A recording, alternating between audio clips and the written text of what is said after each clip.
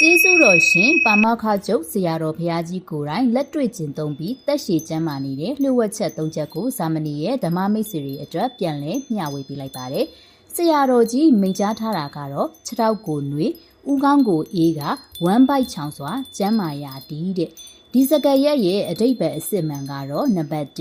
ခြေထောက်ကိုနှွေးဆိုတာစောင့်ချုံထားခိုင်းတာမဟုတ်ပါဘူးခြေထောက်တွေလှုပ်ရှားမှုရှိအောင်လမ်းများများလျှောက်ပါလို့ဆိုလိုတာပါလမ်းလျှောက်ခြင်းကသွေးလေလှည့်ပတ်မှုကိုကောင်းစေပါတယ်နံပါတ်2ဦးခေါင်းကိုအေးဆိုတာခေါင်းကိုရေခဲအုပ်ခိုင်းတာမဟုတ်ပါဘူးစိတ်တော့ကရောက်စရာတွေကိုခေါင်းနဲ့ထည့်မထားပဲစိတ်လက်ပေါ်ပါစွာနေထိုင်ပါလို့ဆိုလိုတာပါစိတ်ဖိစီးမှုကယောဂအပေါင်းရဲ့အရင်းအမြစ်ဖြစ်ပါတယ်နံပါတ်3ဝမ်းပိုက်ချောင်စွာဆိုတာအစားအသောက်ကိုတဝတပြေးကြီးမစားပဲမျှတယုံသာစားပါလို့ဆိုလိုတာပါဝမ်းမီးနဲ့မျှတအောင်စားတောက်ခြင်းကယောဂကင်းဝေးစေပါတယ်ဆရာတော်ကြီးကိုယ်တိုင်လည်းနေ့စဉ်လမ်းလျှောက်တဲ့စိတ်ကိုအေးချမ်းအောင်ထားတဲ့အစားအစာကိုမျှတယုံပဲဖုံးပေးပါတယ်ဒါကြောင့်ဆရာတော်ဘုရားကြီးကျမ်းမာသက်ရှင်နေခြင်းဖြစ်ပါတယ်